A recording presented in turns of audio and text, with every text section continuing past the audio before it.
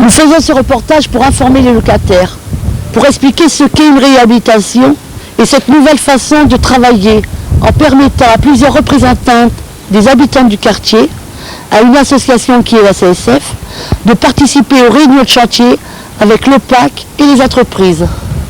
C'est en effet une nouvelle façon de travailler, car l'ancienne réhabilitation s'était faite sans concertation avec les habitants. Le quartier Baudillon se situe entre le quartier des Blamont et la résidence Saint-Paul. La construction du quartier a commencé en 1957 pour se terminer en 1960. Une réhabilitation a été faite il y a 10 ans. Il est constitué de 68 maisons individuelles de type F5, F6, dans lesquelles logent 500 personnes, dont 300 enfants. Autour de ce quartier, les habitants peuvent trouver une piscine, la maison de quartier Colucci, un centre commercial et Place Lanvin, des petits commerces et le marché le jeudi matin. Tous les quarts d'heure, les bus urbains permettent aux habitants de se rendre dans le centre-ville. Monsieur Levier, quel est votre rôle dans la rénovation des 68 maisons? J'ai assuré en aval le montage technique du chantier avec la collaboration d'un bureau d'études et d'un architecte coloriste. Le montage a été réalisé également en concertation avec les habitants. J'assure ensuite la réalisation et le contrôle des travaux réalisés par les entreprises. Et la particularité de ce chantier? Alors, dans le but d'un déroulement optimal des travaux, une locataire du site, en l'occurrence Madame Carpentier, est une des représentantes volontaires de l'ensemble des locataires du site. Madame Carpentier assure un relais permanent permettant rapidement de régler les dysfonctionnements occasionnels des interventions de l'entreprise sur les habitants et d'instaurer également un dialogue actif avec les habitants, personnel intermédiaire. Madame Carpentier, vous habitez dans le quartier depuis quand? Depuis 4 ans. Quel est votre rôle dans cette réhabilitation et qu'est-ce que ça vous a apporté? Oh, ça m'a apporté beaucoup de choses, puisque je venais de finir mon CS à la mairie d'Arras, et ça m'a apporté justement un appui, puisque j'étais seule, désemparée, je me retrouvais vraiment sans situation, et à mon âge, trouver du travail, c'est très difficile. Et justement, j'étais contente que vous, la CSF, m'ayez donné la possibilité, avec le PAC, de faire l'intermédiaire entre vous, Thérèse, et M. Levier, de prendre contact avec les ouvriers du chantier et puis les gens de mon quartier et à les mettre en valeur et les connaître en plus. Parce que je ne les connaissais pas, je ne les côtoyais que pas beaucoup, mais maintenant je suis très contente parce que je les connais, je leur sais leur situation, leur train de vie. Surtout que nous sommes dans un quartier français, maghrébin, et cela m'a apporté beaucoup de choses. Au niveau des travaux, vous faites quoi exactement? Eh bien, je fais, mettons, quand il y a un problème, mettons une fuite de tuyauterie, je vais soit voir M. Levier, lui dire telle maison a un problème, ou soit vous, nous faisons vraiment l'intermédiaire, et puis quand il y a une toute petite panne, on va voir les ouvriers, nous lui payons une petite tasse de café, et on raccommode le plus vite possible le petit travaux et c'est fait, dans l'amitié. Et c'est ça qui est très important justement entre les gens du quartier, les ouvriers et les architectes, et vous. Monsieur Levier, en quoi consistent les travaux de rénovation? Les travaux de rénovation de ces logements consistent globalement en réfection des toitures à neuf, réfection totale de l'installation électrique, remplacement des fenêtres par des menuiseries PVC double vitrage, ainsi que les portes d'entrée extérieures, remise en peinture de toutes les façades extérieures.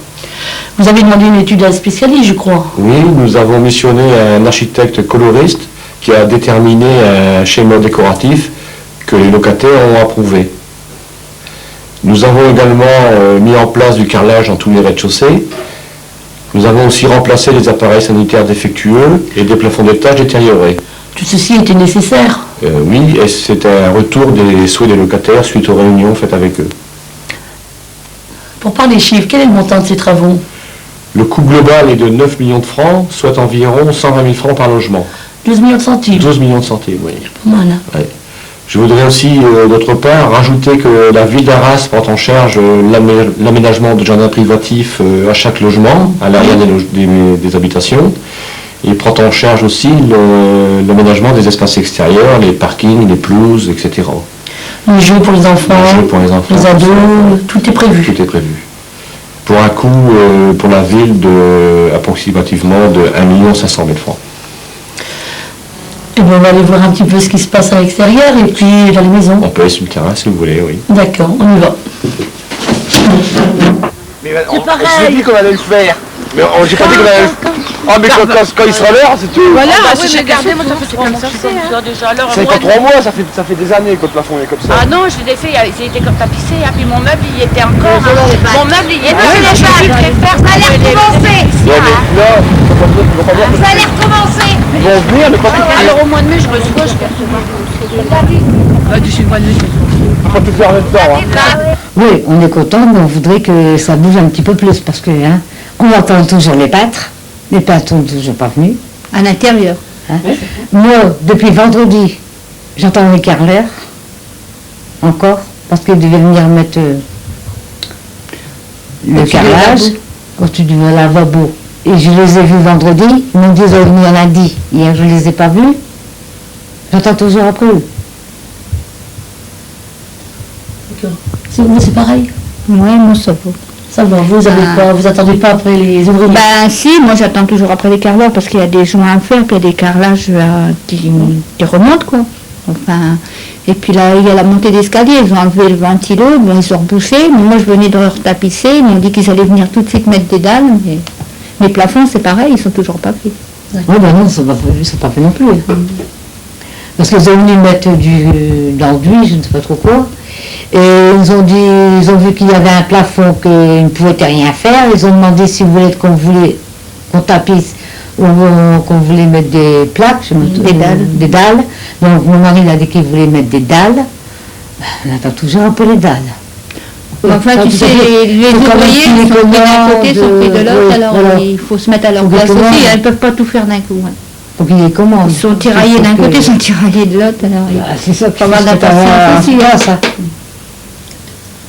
Et est-ce que vous avez été gêné par ces travaux? Non, parce qu'ils nous prévenaient avant, donc on pouvait se permettre, comme les carrelages, de débarrasser les pièces qu'ils nous demandaient de faire, parce que bon, faut quand même se mettre à leur place, ils ne peuvent pas travailler, donc il y a des meubles. Donc ils nous ont dit de débarrasser la salle. On a débarrassé la salle, puis après vous savez, il y a des messieurs derrière. Oui. D'accord. On est actuellement en train de mettre en place la structure d'insertion pour faire participer un petit peu les gens du quartier et puis de monter les dossiers. On vient faire le revue pour monter les dossiers. Donc il faut que ça se fasse au bout de temps. Il y a une compensation derrière. Oui, ça c'est Pierre Volkovaski qui va s'en occuper. Bien, j'en ai parlé à Madame Carpentier, mon mari veut bien donner un coup de main. D'accord, mais je pense qu'on aura du monde quand même sur le quartier. Voilà. Je suis partie à l'OPAC, à la rue Brac. On m'avait dit qu'on devait faire des travaux. Donc je l'ai su par là. D'accord. Alors donc vous avez été informé de cette façon. Êtes-vous satisfait de ces travaux? Oui, je suis vraiment satisfaite. Donc je n'ai rien à me plaindre, quoi. Donc tout va bien. Donc on se sent mieux dans la peau. Hein. Vraiment, on se sent mieux, on sent il y a vraiment un renouvellement total, quoi. Savez-vous s'il va y avoir une augmentation de Bon, ça, je ne suis pas encore informée, donc je ne sais pas, je ne suis pas au courant, donc j'attends qu'on nous dise, on ne sait pas. Et donc ça ne vous apporte pas, même s'il y a une grosse augmentation moi, ce qu'il faut, ce qui m'importe que le quartier soit beau, et puis bon, tout soit meilleur, et puis que nous les parents, nous devons mobiliser nos enfants, à éduquer les enfants à ne pas casser, à être propre, et puis convenable, tout ça, parce que ça ne sert à rien de rénover et puis casser après, et puis une certaine discipline envers les enfants.